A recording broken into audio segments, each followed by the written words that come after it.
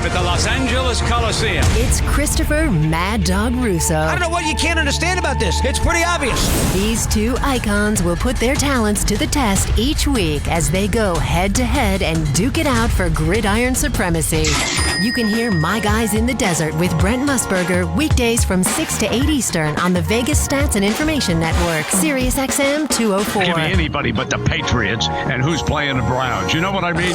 And you can hear Christopher Mad Dog Russo weekdays at 3 p.m. Eastern Time on Mad Dog Sports Radio, Sirius XM 82. I am going to give you a Titan Panthers Super Bowl. The lines are moving and the money is flying. Show me the money! Let the battle begin. Here they are. It's Mad Dog and Musburger. Yes, the great Brent. He got lucky with the 11-0 deal with Saban. That didn't help him and I, though, as far as the point spread is concerned. A lot of football. We will not give the records from last week. Let's just say that we're going to do a weighted scenario from now on. First pick is 40 points. Second pick is 30 points. Third pick is 20 points. And the fourth pick is 10 points. If we did this last week, the combined total would have been 10 points because they would have been my last selection, which was Buffalo with 10. Brent, welcome. How are you today, pal? Okay. I am great, Mad Dog. That's how we came up with that weighted system so that we could make it look better. Okay. Yes, indeed. Well, we've been bad, Brent. Vinny, how you doing, big guy? Okay. I am well, Mad Dog. Yeah, I spoke to Mr. Gahn, the owner here at the South. He's going to send a limo for both of you guys. Oh, he should. But Brent, I had Alabama, and that was a rough loss. I had. Matter of fact, let's look at it this way. I'll have fun with Vinny and let him discuss it. Vinny, I have lost, if you count that Carolina-Atlanta last game when Brent told me to let it ride, and it didn't quite work, I have lost 10 straight. 10 straight college games? No, bets, period.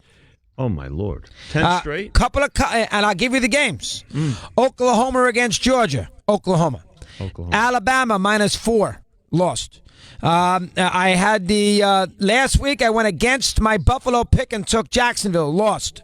Saints, lost. Tennessee, Kansas City, lost. I had at night Rams, lost. I had Michigan against South Carolina, lost. I had Auburn against UCF, and you got it, lost. I had Jacksonville against Tennessee in that last game of the year at Jacksonville, lost. And then Carolina and Atlanta. Brent, that's pretty bad, is it not? Yes. Here's the beauty of it, fellas. It's a brand new week with a brand new slate. Here we go. Vinny, how many times in the history of the wild card have the 4 underdogs covered or won? I got to tell you, covered. We haven't had it, Chris, in, I think it's happened once, all 4 of them in the last decade. Wow. Now, The Vegas had to clean up last week. Everybody had to bet Kansas City, and everybody probably bet the Saints, right? Actually, last week we did okay, but you know what? Here's the thing: there was a lot of money on Atlanta in teasers and outright. They took the points with Atlanta, and then they took them on the money line as well. So there was quite a bit of it was a little bit of back. So and you forth. lost. So you lost the Atlanta game. Okay, gotcha. Lost the Atlanta game. We did well on teasers because the favorites, a couple of them got knocked out straight up. But you know what? Monday night was. Don't forget, Monday night was. If you remember, Chris, we talked last week about Monday night's game being a 5th playoff game, literally, and everything was tied to it. And there was quite a bit of Georgia money on Monday. In fact, that game came down Monday, and there was Georgia money. But it was still 3.5. It was still 3.5, right? Yeah. Yep. So George, you lost on Monday night. Make a long story short. Yep. And then there was money on Alabama on the money line. So we kind of got double hit there. But how about Brent? How about the 2 people that at a place in Vegas didn't they bet like $250,000? 2 guys on the Alabama money line, and somehow they won both. Did you guys hear about that? -180. No, here at South Point. Yeah, a guy came in day of the game and bet $500,000 on Alabama. Yep. On the money line, and he got different odds halfway in. Yeah, he laid $1.85 and $1.90. He bet $562.5 to win $300,000. He had $562,000 on him, and the South Point takes that kind of bet, right, Vinny? Yes, sir. Yep. I mean, you got to check his pay. I mean, you got to check where the money is. What do you do with that? Do you just take the money and make the bet? What do you guys do in that situation? That's a lot of money. Yeah, the reporting requirements are pretty straightforward. The federal banking regulation kicks in if it's over $10,000. If you have the cash, which he did have it here, and showed his ID, and we wrote the tickets and wished him well. And in fairness, now he has bet here before. Yeah, he's a known customer. All right, Yeah. so you have to give. Does he have to pay taxes on his winnings in that situation? He declares it himself. They don't come out here at the casino. Oh, he declares it himself. I wonder if he declares it. Brent, any thoughts on that? What do you think? He better declare it. That's right. That'd be advice piece number one. Okay. All right. And by the way, yes, a little bit of a lower rate because of the tax bill. The new tax. So he saved a few bucks on it. Yeah, good point. The tax bill's changed it. Is ESPN? I don't think they would have been. I know they continue to compare it to last year, but last year the games were on New Year's Eve, and the whole playoff. I mean, I was surprised. I thought the game would actually do better than it did. They did worse than the Georgia-Oklahoma Rose Bowl game, Brent. What's your take on the rating on Monday night for ESPN? Well, overall, I thought it was good, Chris, to tell you the truth. 16-4, about $25 million.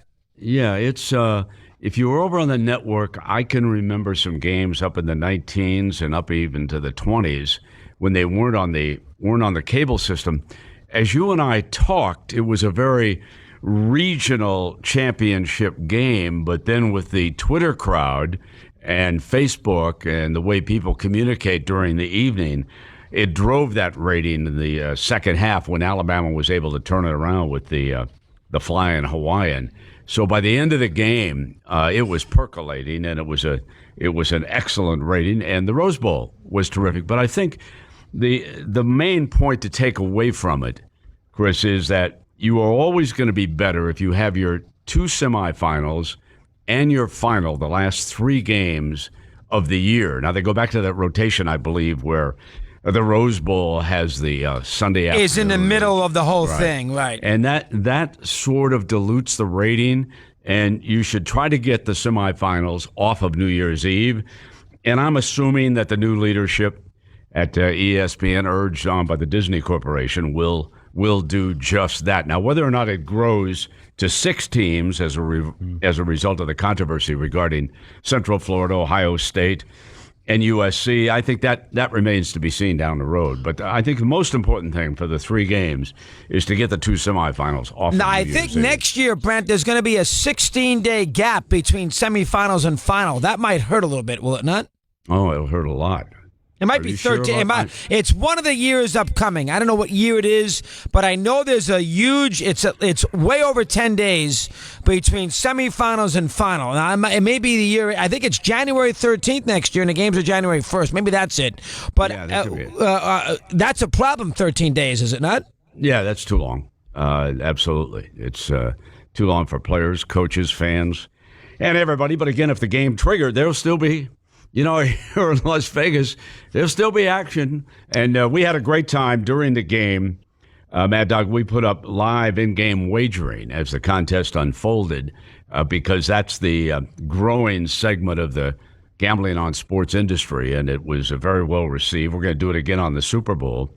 And it's fascinating. It's something that somebody like you would really enjoy, I've got to tell you, betting as the game unfolds. Yeah, I've never done that, so that's something. If 52nd, New York was the 52nd metered market in the country for that championship game. That's no surprise there, right?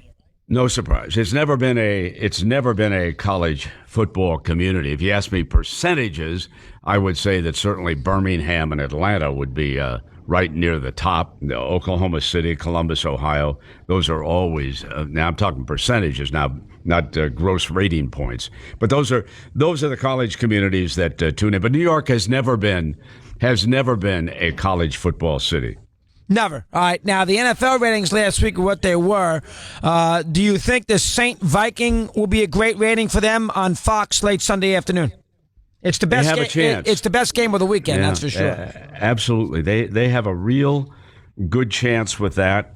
I think the late game, the primetime game on Saturday, will only trigger the kind of rating that CBS wants if the Titans stay close and the Patriots have to play hard in the fourth quarter. If it's already a blowout, that crowd will disappear. Oh, they will leave. They will leave. Yeah, they will leave. No, there's no question. All right, now, the netted worth, I won last week because I actually won a game. Brent did not. So I'll take the 10 points with Buffalo.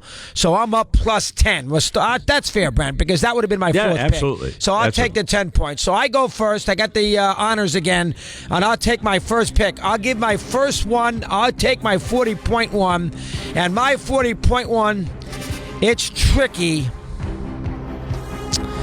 I'll take Minnesota as my 40.1. I think at home, I think the fact the Saints have not played great lately. I don't trust them on the road. Minnesota's defense, which is equally as good against the pass and against the run. I think that the Vikings will be flying. Keenum's got a little something to prove. Are they healthy? They haven't played in a couple of weeks. They can taste home field in the Super Bowl. It's 4. I thought it actually could be more. It's 4. But I'll make that my most weighted game. I'll make that my first pick, Brent. Vikings -4 against the Saint team that I think was a little lucky to get by Carolina. I'll do that as my 40-point game. That's number 1. Okay, so I will answer with my 40-point game, and it will be the Philadelphia Eagles +3 at home. And Mad Dog, I understand that Nick Foles is not Otto Graham or Johnny Unitas, but I really think there's betting value. And the Philadelphia Eagles are a home dog with what I think a home dog needs: a quality defense, a running game, a good distance kicker, and a team with an edge. They have to be a little bit unhappy with the fact that they are a home underdog after playing well in Philly all season long. The Falcons now are 1-7 in their last 8 games in Philadelphia. 1-7-1 against the spread. So I'm going to ride the defense and the running game and that angry, nasty crowd in Philadelphia. Give me the Eagles +3. That's my 40-point game. All right, I took the Eagles on the money line at +130. Vanna, you like that pick in the week, do you not? I do. It's very difficult. You're not going to get better value than that. The number 1 seed at home is a dog, straight up. Yeah, that you could lose that one. All right, my last pick, my 4th one, I want to root for him, so that's why I'm going to pick him. And remember, I took Tennessee to get to the Super Bowl, 25-1, Vin and Brent, before the year began. So I can't bet against them now. I'm 2 games away. I'll take the Titans plus the 13.5. A little karma. I think they believe. I think they like the head coach. I love the defense of hugging Mariota late. They were down 21-3 and did not quit. The Patriots have been very fortunate the last year or so in the postseason, and of course against Pittsburgh in mid-December, getting out of that game against the Steelers in Heinz Field. They're going to lose eventually. I don't think they're going to win it this year. They're going to lose one of these 3 games. It probably won't be this one, but I'll take the bundle. That is pick number 4, 10-point worth for me, Brent. I'll take the Titans in New England Saturday night against the Pats. All right, so you're going with the Titans, and that's your 10-point game. I'm going to go the other side of that game. I'm going to take the Patriots for 10 points, -13.5. Obviously, it's a number I don't like to lay in this situation, but I remember the Patriots a year ago winning big on divisional weekend round. So I'm going to ride with the Patriots as my 10-point pick, -13.5. All right, good job. And they did beat Houston badly in that game, so Ben is 100% right there. I will take... I'll take Pittsburgh as my 3rd pick. I'm a little worried now. I have Phil Simms on Brand every Friday at 4:00, and he loved he thought Jackson was going to play well with their defense. So I'm a little concerned. I would take him as my 2nd, but I'll move it to the 3rd because of what Phil said. But I just don't think Jacksonville can score enough. I think Pittsburgh will take something out of the blowout in Week 5. I think Roethlisberger is going to play better. I think the Steelers, they're a little noisy, which I don't like. A lot to say this week. Le'Veon Bell, transition tag, and all that nonsense. But I do think that we'll get the Pittsburgh, probably New England game next week, which we all want. I just can't take the Jaguars with that offense. I'll take the 7.5. I'll give it up. I wish it was at 7, but I'll take the 7.5. I'll give it up. 3rd pick, Steelers to me, were 20 points, Brent. So 3rd that's pick. a 20-point game, and Mad Dog and I agree completely with that. I, too, am going to ride the Steelers for 20 points. I totally agree with Mad Dog. I just don't think Jacksonville can generate the kind of offense that they're going to need. Besides the fact, the memories, You might catch the Steelers looking ahead toward a rematch with New England, except for the fact that Jacksonville blew their wheels off. Good point. Back in Week 5, Excellent. intercepted Roethlisberger 5 times, and I don't think that's going to happen again.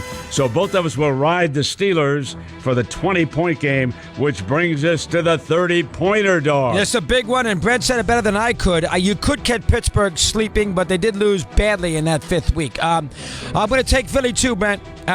Since I guess we can take the same team since you took mine, so I'll take Philly, and I'll take it as my second pick. I'm with you. I think they got a lot of motivation. Fletcher Cox, we feel disrespected. Yeah, I'm worried about Foles. How can you not be? Be concerned by him, no question about it. But Atlanta, a lot of travel. I know they're bad in Philly historically. Phil loved their offensive line of the Eagles. Now, sometimes that crowd can work the other way, and it can get nasty if they get frustrated. So that's the one thing about the Philly crowd. I'll live with that. I hope that Foles gives them something to cheer about.